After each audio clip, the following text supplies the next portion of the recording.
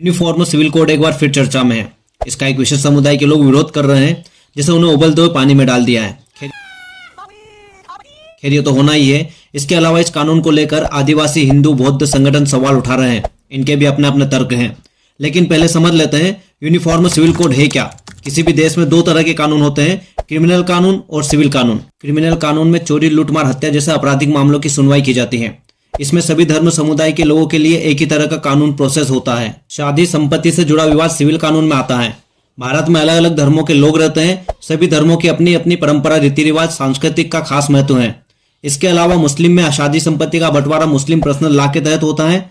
हिंदू की शादी Hindu marriage act के जरिए होती है। ईसाई और सिखों के लिए भी अलग अलग पर्सनल लॉ है। गवर्नमेंट का तर्क है और सुप्रीम कोर्ट ने भी बार बार कहा है यूनिफॉर्म सिविल कोड लेकर आइए। गवर्नमेंट इसके जरिए पर्सनल लॉ को खत्म करके सभी धर्म के लिए एक जैसा कानून लाने पर विचार कर रही है। यानी हर नागरिक के लिए निजी मामलों में भी एक समान कानून, चाहे वह किसी भी धर्म या जाति का हो। अब समझते हैं मुस्लिम समुदाय इसका विरोध क्यों कर रहे हैं।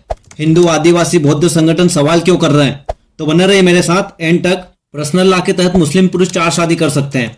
हिंदू मैरिज एक्ट के तहत पहली पत्नी के रहते दूसरी शादी करना अपराध है।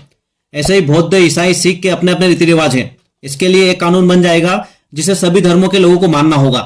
बात करते हैं हिंदू अनडिवाइडेड फैमिली एक्ट के बारे में, तो यहाँ पर इतिहास के पन्नों को पलटना होगा दोस्तों। जब शहरीकरण नहीं हुआ था तब परिवार के कई पीढ़ियां एक छत, खाना और पूजा स्थल को साझा करते थे। इसके अलावा संपत्ति भी।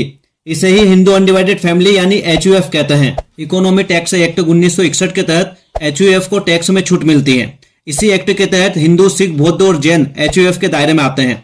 कुछ लोगों को आशंका है कि अगर यूनिफॉर्म सिविल कोड लागू होता है तो HUF खत्म हो जाएगा। बात करते हैं मैरिज एक्ट 1954 के बारे में, जिसे सिविल मैरिज या रजिस्टर्ड मैरिज के लिए जाना जाता है। इसे 1954 में लागू किया गया था। इस एक्ट के तहत किसी भी व्यक्ति को किसी भी धर्म, जाति के व्यक्ति से शादी करने की इजाजत है। इसके अलावा देश में 705 आदिवासी समुदाय हैं, जो देश में ST के रूप में जाने जाते हैं। 2011 जनगणना के अनुसार इनकी आबादी 10.43 करोड़ है। कई आदिवासी समुदाय में एक पुरुष एक साथ एक से अधिक महिलाओं से शादी कर सकता है। इसके अलावा महिला भी एक से अधिक पुरुषों से शादी कर सकती है। उन्हें डर है कि अगर यूनिफॉर्म सिविल कोड लागू होता है तो ये खत्म हो जाएगा। इसके अलावा दक्षिण भारत के कुछ हिंदू परिवारों के बीच होने वाली शादी के बारे में बात करते हैं, तो यहाँ पर 10.5% महिलाएं अपने पिता के साइड के फर्स्ट कजिन से, 13.2% महिलाएं अपनी माँ के साइड के फर्स्ट कजिन से और 3.5% महिलाएं अपने अंकल से शादी करती हैं। ये आंकड़े 2015 और 16 के सरकारी आंकड़े हैं। ये सिर्फ तमिलनाडु के बारे में है, लेकिन ये दूसरे दक्षिण राज्यों में भी ऐसा होता है।